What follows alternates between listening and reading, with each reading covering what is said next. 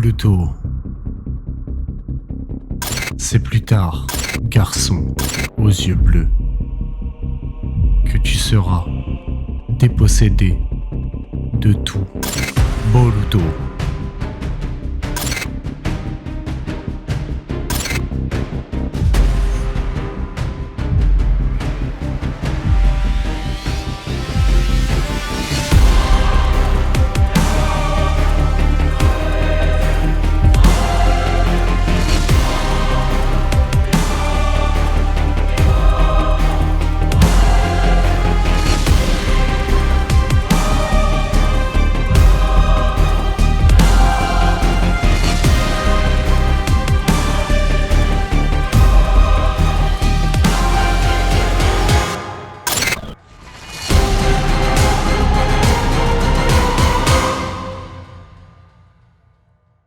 Yo, salut les potes, c'est PoSensei, j'espère que vous allez bien. On se retrouve aujourd'hui pour le chapitre 46 de Boruto. Ce chapitre reprend enfin le combat de Kashin Koji versus Jigen et on a enfin des informations concernant le Kama. Depuis le début de Boruto, on sait que le Kama est une espèce de marque apposée par les Otsutsuki. On ne sait pas véritablement ce que c'est. Aujourd'hui, on ne nous dit pas comment il fonctionne, on nous dit qu'est-ce que le Kama, et on a des informations complémentaires concernant Ishiki Otsutsuki, ou encore Kashin Koji, ou encore même Kaguya. Vous allez voir qu'il y a vraiment des informations extrêmement importantes dans ce chapitre. Clairement, j'étais pas prêt pour ce chapitre, et je pense que ça s'est vu lors de la lecture du chapitre sur Twitch. Encore une fois, je le répète, mais une fois par mois, je fais une lecture du chapitre sur Twitch.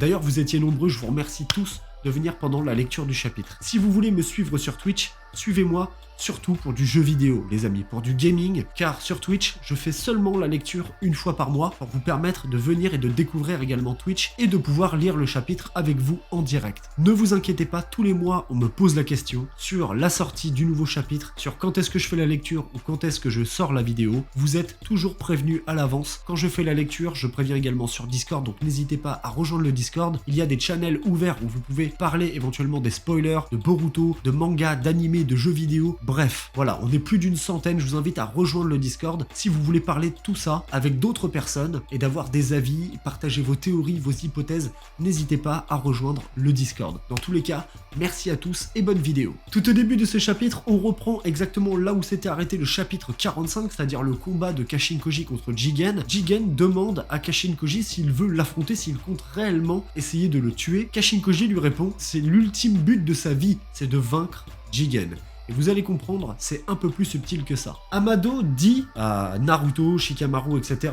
que Kashin Koji et lui préparaient le combat contre Jigen et qu'il attendait le bon moment pour pouvoir le vaincre. Et qu'il pense qu'aujourd'hui c'est le bon moment car Jigen est affaibli par le combat qu'il a eu contre Naruto et Sasuke. Le fait justement que Jigen a perdu énormément de sa puissance, de son chakra, et donc il pense que c'est vraiment le bon moment maintenant pour le vaincre. Jigen dit à Koji, tu n'es que l'outil d'Amado. Être un outil me convient, c'est ce qu'est un shinobi. Voilà, donc là on reprend un petit peu l'espèce de morale qu'avait Ao en disant que les shinobi étaient finalement que des outils, que des armes, et que lui-même Ao était un outil. Et bien en fait, c'est un petit peu ce que dit Koji, mais je pense que c'est plus profond que ça. Je pense qu'il voulait dire ça dans le sens, c'est une arme, mais c'est plus un équilibre. C'est-à-dire que le shinobi, je pense, permet de maintenir un certain équilibre des forces. C'est pas véritablement un outil, une arme telle, je sais pas, un couteau égale un shinobi, mais plus l'équilibre des forces grâce au shinobi. Le shinobi permet de maintenir cet équilibre. Le combat commence du coup entre Kashin Koji et Jigen et on commence directement avec du katon, endan, embrasement. Donc quelqu'un a dû reconnaître là quand j'ai dit endan le nom de la technique. Voilà, des crapauds, de l'huile, etc. On reconnaît clairement le style de combat de Jiraiya et même Naruto l'a reconnu. Il a dit l'homme au masque a une technique de combat, enfin sa technique de combat et il a pas fini sa phrase, mais il voulait dire clairement la même que Jiraiya. Donc déjà, par rapport à ça, je vais éclaircir les choses tout de suite. Selon moi, ce n'est pas Jiraiya. Naruto l'aurait reconnu directement. Naruto a reconnu la technique de combat de Kashin Koji, et donc je pense que Amado a réussi à recréer plus ou moins ce que le Kama était capable de faire. Et je pense qu'il a fait ça pour tous les cyborgs de Kara. Vous allez comprendre un petit peu plus loin, mais globalement, je pense que Kashin Koji n'est pas réellement un clone de Jiraiya, mais il possède très certainement des cellules de Jiraiya qui lui permettent d'utiliser certaines techniques, comme notamment le fait d'invoquer des crapauds, le fait d'utiliser de l'huile, de faire faire des embrasements, etc. Et je pense clairement que Kashin Koji est un être différent de Jiraiya, qu'il possède certainement des mêmes techniques, ou tout du moins des cellules de Jiraiya dans son corps qui lui ont été implantées par Amado. Encore une fois, je le répète, mais si vous voulez comprendre pourquoi je compare ça au Kama, et ben vous allez comprendre un peu plus loin dans le chapitre, puisqu'on apprend ce que c'est, et je pense que ce que Amado s'est inspiré de ce qu'il a pu apprendre sur le Kama pour créer les cyborgs de Kara. Pour Jigen, c'est pas vraiment compliqué puisque toutes ces techniques sont créées à partir de chakras, donc il arrive tout simplement à aspirer les techniques. Mais je pense que Kashin Koji savait que c'était inefficace, mais il voulait tout simplement voir comment Jigen réagissait pendant le combat. Jigen demande un moment à Kashin Koji s'il est prêt à mourir, et Kashin Koji lui renvoie la question en lui disant: c'est plutôt à moi de vous poser la question, Jigen, ou dirais-je Ishiki Otsutsuki. On a une confirmation, et juste derrière Amado le confirme, puisque quand Naruto, Sasuke entendent le nom de Ishiki Otsutsuki, ils entendent le nom de Otsutsuki à travers le corps de Jigen, malgré qu'ils s'en doutaient plus ou moins. Là ils ont un nom, Ishiki, et nous on avait déjà entendu ce nom à la suite du combat contre Naruto. Rappelez-vous, quand il était reparti par son portail, il avait dit: es-tu véritablement le réceptacle d'Ishiki Otsutsuki? C'était Ishiki qui parlait à Jigen à travers son propre et même corps, et vous allez comprendre pourquoi après. Ce qui veut dire qu'on a la confirmation que Ishiki est celui qui est à l'intérieur du corps de Jigen. Amado dit: ceci est la véritable identité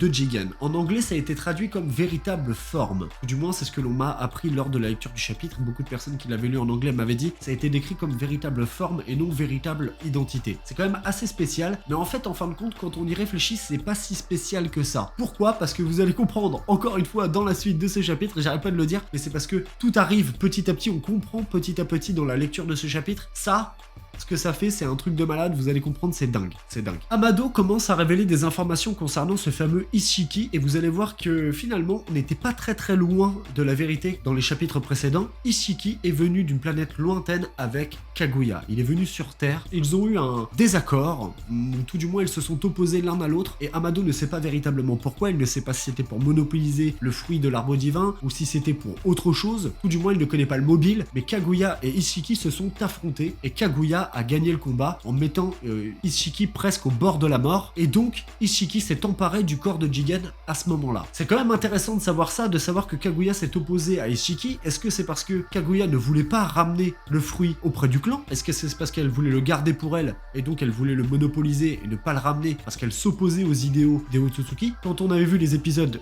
ou les chapitres qui étaient liés à Kaguya, on pouvait se rendre compte que Kaguya elle avait un espèce de mal-être, qu'elle savait qu'il y avait un problème dans son clan, et donc est-ce que c'est pas lié à ça? Ou alors, tout simplement, elle n'était pas du tout d'accord avec ses méthodes ou avec les plans qui étaient prévus par Ishiki, et donc elle s'est opposée à lui. C'est quand même assez spécial de se dire Kaguya elle a réussi à gagner contre lui. Kaguya n'était pas spécialement une combattante. Aujourd'hui, on nous dit que Kaguya a gagné contre Ishiki Otsutsuki. Dans tous les cas, Jigen était là au mauvais endroit, au mauvais moment, puisque Ishiki l'a choisi en tant que réceptacle. Et donc, Ishiki s'est emparé du corps de Jigen, qui était lui un disciple, ou un moine, ça a été traduit en tant que moine en anglais, mais dans tous les cas, Jigen, lui, était simplement un disciple, un moine, certainement en apprentissage du chakra ou on ne sait quelle autre religion, mais dans tous les cas, il a été pris en tant que réceptacle d'Ishiki. Le problème, c'est qu'il n'était pas préparé pour ça, et Ishiki l'a choisi parce qu'il allait mourir et qu'il lui fallait absolument un autre corps. Sasuke demande donc si Ishiki a apposé le Kama sur le corps de Jigen. Amado, avant de répondre à cette question, demande qu'on lui valide sa demande d'asile, puisque rappelez-vous, il devait fournir certaines informations pour que Naruto accepte, puisque Naruto lui avait donné sa parole, et du coup, Amado dit voilà, je vous ai fourni des informations, je veux qu'on accepte ma demande d'asile, sinon je parle plus. Amado dit oui, je sais qu'il y a un traité officiel qui dit que le Hokage peut décider d'une demande d'asile sans forcément prévenir les autorités du village, etc. Et donc, Naruto lui dit très bien, j'accepte, mais je te ferai les papiers plus tard, là c'est urgent, il faut que tu nous expliques ça maintenant. Amado accepte du coup de fournir de nouvelles informations, mais il dit en contrepartie, je garde Shikadai avec moi. Il garde le collier bombe autour de Shikadai, comme ça si au cas où on essaye de le berner à la fin, il tue Shikadai.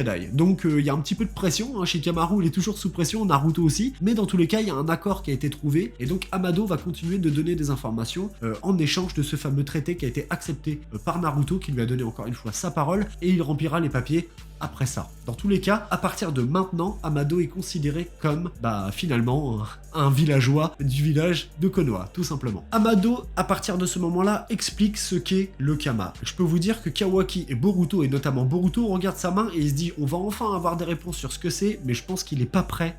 Quand il va entendre ce que c'est, je pense qu'il est pas prêt, vous non plus, et moi non plus. Donc c'est parti, on y va pour l'explication de qu'est-ce qu'est le Kama. Amado prend l'exemple de Boruto en expliquant que Momoshiki a marqué Boruto, donc il prend l'exemple de la méthode que Momoshiki a utilisée pour apposer le Kama sur Boruto. Momoshiki a créé des données de sauvegarde de lui-même pour créer une réplique de lui-même dans Boruto. Donc en gros, cette marque permet de sceller toutes les informations génétiques d'un Otsutsuki pour pouvoir procéder à une méthode de résurrection par le Kama. Donc il prend possession du corps de l'utilisateur à travers cette marque et petit à petit, ils ont dit que le Kama se décongelait, se libère en fait, un peu comme un sucre. Comme dans un thé, c'est exactement l'exemple qu'a pris Amado, comme un sucre dans un thé, c'est que le sucre se dissout, puis petit à petit, il se dilue dans le thé, et donc c'est un peu le même principe avec le Kama, c'est que le Kama arrive brut sur le corps de la personne, et à partir du moment où elle est marquée, petit à petit, le Otsutsuki s'empare de son corps, donc son corps se transforme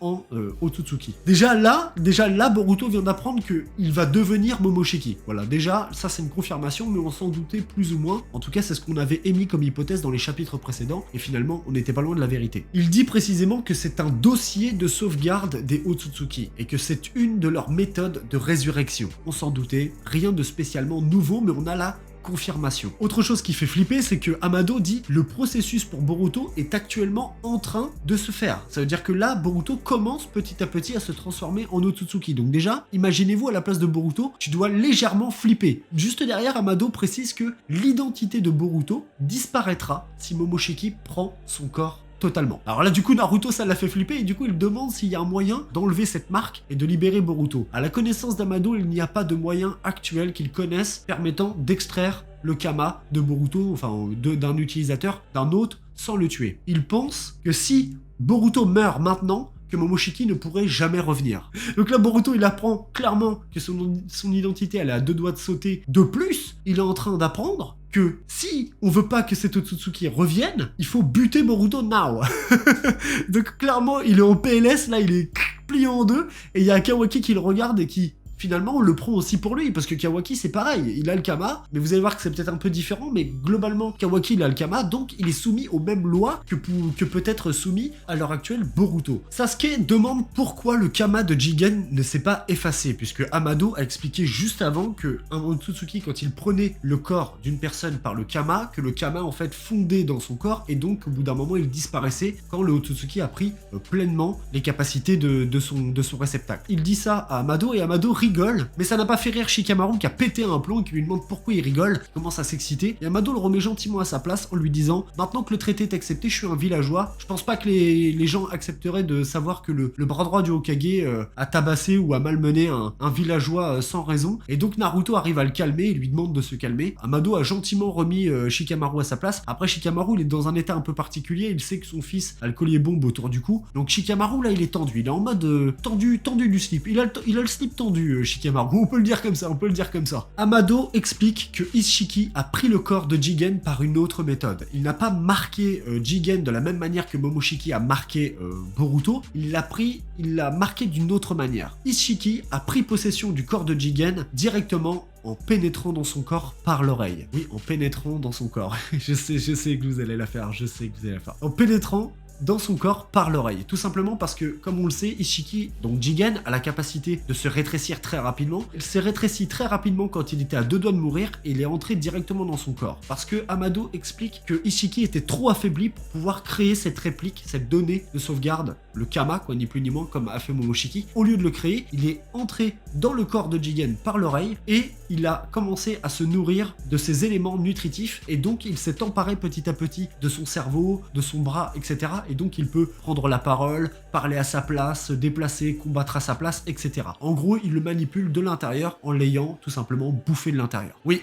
Oui, Boruto, ça commence à devenir vraiment de plus en plus sombre, et moi je trouve ça plutôt stylé pour ma part. Mais dans tous les cas, il dit que c'est une autre méthode de résurrection, et donc le Kama a été apposé sur Jigen d'une manière différente que Momoshiki a pu le poser sur Boruto. D'ailleurs, si on se rappelle bien, quand Momoshiki il a vaincu, enfin quand Boruto a vaincu Momoshiki, Momoshiki n'était pas en contact direct avec Boruto. Et si vous regardez bien la scène, on a l'impression que Momoshiki regarde le Jogan de Boruto, et que c'est à travers le Jogan de Boruto qu'il a marqué Boruto dans son subconscient. Donc est-ce que une des facultés du Jogan ne serait pas d'entrer dans un état psychique et de parler au Otsutsuki dans une espèce de bulle psychique hors du temps, comme si que le temps s'arrêtait, qu'ils pouvaient parler entre eux, et c'est à ce moment-là que Momoshiki a mis sa main sur le poignet de Boruto et l'a marqué. Re-regardez bien cette scène au moment où Boruto élimine Momoshiki, mais en fait ils n'étaient pas en contact. Entre deux il y avait le Rasengan, l'énorme Rasengan qu'avait créé Boruto, donc soit c'est à travers le chakra du Rasengan, ce qui serait étonnant, ou alors c'est effectivement quand Momoshiki a relevé la tête juste avant de mourir, il a regardé Boruto et l'œil de Boruto était actif, son Jogan, et c'est à ce moment-là qu'il est entré en contact avec lui et qu'il a pu lui apposer le Kama. Donc est-ce que finalement Amado est au courant de ça, que Boruto c'est à travers son œil qu'il a été marqué et non directement sur la main? Est-ce que ça change quelque chose ou pas? C'est une bonne question. Dans tous les cas, n'hésitez pas à me dire vous en commentaire ce que vous en pensez également, hein, sur tout ce que je dis dans le chapitre d'ailleurs. Vous êtes la bienvenue, n'hésitez pas. Voilà, j'ai pu relever ça, donc je vous en fais part au cas où vous ne l'auriez pas remarqué. En quelque sorte, il l'a pas encore possédé totalement, mais en partie, et justement, c'est ce qu'explique Naruto juste derrière. Il pose la question, il dit pourquoi Jigen ne s'est pas Ishiki ne s'est pas emparé du corps de Jigen directement? Et bien tout simplement, Amado explique que Jigen n'a pas le corps nécessaire pour recevoir la puissance d'Ishiki, et donc si Ishiki prend totalement le corps de Jigen, il va mourir au bout de quelques jours. Donc pour ça, Ishiki avait besoin de préparer un réceptacle, et donc ce réceptacle est Kawaki. Si Kawaki a déjà le Kama, pour moi ça veut dire que Ishiki a pu faire 2 fois la réplique de ses données de sauvegarde. Pour moi, si là tout de suite Jigen meurt, que Kashin Koji arrive à éliminer Ishiki Otsutsuki, là dans la dimension, je pense qu'il y a moyen que Ishiki puisse revenir à travers le Kama de Kawaki. Tout du moins, c'est une possibilité, parce que sinon, qui a apposé le Kama sur Kawaki? Kawaki possède déjà le Kama. Est-ce qu'on pourrait pas se dire Koji va gagner le combat, peut-être, ou tout du moins vraiment mettre très très mal Ishiki, va vraiment presque le tuer, parce que finalement c'est Ishiki qui l'affronte, c'est même pas Jigen, hein. Jigen il est pour rien dans cette histoire, le mec c'était un pauvre moine, tranquille, et au final il se retrouve mêlé à tout ça, mais lui il a rien demandé. Ishiki ne va pas genre faire un portail, arriver auprès de Kawaki pendant qu'ils sont en train de discuter avec Amado, et s'emparer du corps de Kawaki à ce moment-là, sans que personne ne s'en aperçoive. Dans tous les cas, ça pourrait être vraiment cool, ça pourrait être stylé, ça pourrait faire un nouveau rebondissement, c'est-à-dire que Jigen revient à Konoha dans le bureau, juste là dans la salle d'interrogatoire, là où il y a Kawaki, il sort par le Kama, il reprend le corps de Kawaki, etc. Là, on va terminer, parce que le chapitre, finalement, se termine comme ça. Le combat reprend entre Kashin Koji et Jigen, et là, cette fois-ci, Kashin Koji passe aux choses sérieuses, Jigen aussi, d'ailleurs, il se transforme. Kashin Koji est très intelligent, il sait comment combattre le Kama, puisque de toute manière, Amado lui a donné toutes les informations, et c'est lui-même qui lui a certainement boosté son corps et apporté toutes les informations nécessaires pour pouvoir vaincre Jigen. Donc, dans tous les cas, il sait ce qu'il faut faire. Kashin Koji poursuit le combat avec Jigen en faisant un des Doton pour essayer de piéger Ishiki. Il y arrive un moment ou un autre, mais en même temps, par-dessus le Doton, il a apposé une technique d'invocation, et cette technique d'invocation, c'est des flammes, mais sauf que cette fois-ci, c'est des véritables flammes. Il a invoqué des flammes qui ne sont pas issues du chakra. Sa technique d'invocation est issue du chakra, mais les flammes qui en sortent sont des vraies flammes, et donc Ishiki se dit tiens, je vais les absorber, enfin Jigen je vais les absorber, sauf que non, ça ne marche pas, et donc Ishiki est en train de brûler littéralement, et au même moment où on voit ça, ça s'arrête sur cette image là, il y a Amado qui le dit, je vais vous dire comment vaincre définitivement un Otsutsuki. Donc c'est intéressant, puisqu'on apprend dans ce chapitre qu'il y a 2 méthodes pour qu'un Otsutsuki procède à une résurrection. De 1, le Kama comme Boruto a été apposé, c'est-à-dire en marquant directement la personne, en créant une donnée de sauvegarde qui est le Kama. Deuxième possibilité, en pénétrant l'intérieur de son corps et en se nourrissant de ces éléments nutritifs pour pouvoir prendre possession de son corps. Aussi également tout ce qui tourne autour de Kashin Koji et de ces éléments liés à Jiraiya, où je pense que c'est un peu la même méthode que le Kama finalement. Peut-être que Amado a réussi à implanter des cellules dans le corps de Koji, et d'ailleurs des autres membres de Kara, qui leur permettent d'avoir certaines facultés qu'ils n'avaient pas à la base, mais il a réussi à les modifier. Est-ce qu'il s'est inspiré du Kama?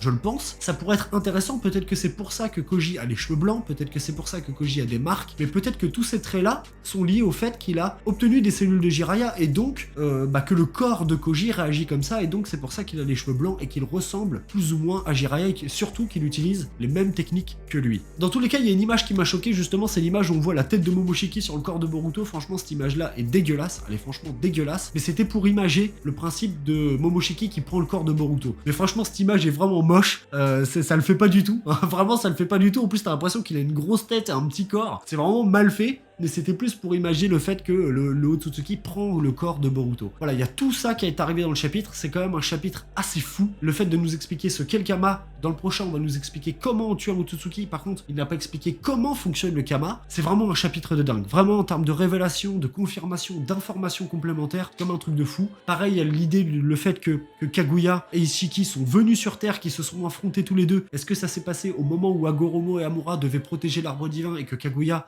est parté des fois pendant plusieurs semaines, voire plusieurs mois? Est-ce que c'est pas à ce moment-là qu'elle a affronté Ishiki? Dans tous les cas, elle a réussi à le vaincre, donc ça veut dire que Kaguya, quand même, elle en a une grosse, hein, on peut le dire, elle est balèze entre nous. Dans tous les cas, j'espère que ce chapitre vous a plu, que cette vidéo vous a plu. Merci à vous pour votre soutien, merci pour votre soutien sur YouTube et également sur Twitch. La chaîne Twitch commence de plus en plus à monter. Je le rappelle, si vous voulez me suivre pour le gaming, surtout, c'est sur Twitch. Après, le reste du temps, c'est que sur YouTube, Twitter, Discord pour parler de Boruto. Merci à tous, je vous souhaite une excellente fin de journée. N'hésitez pas à mettre en commentaire vos théories, vos hypothèses, qu'est-ce que vous avez pensé de la vidéo, etc. Merci à tous, on se retrouve bientôt. Ciao, ciao les amis.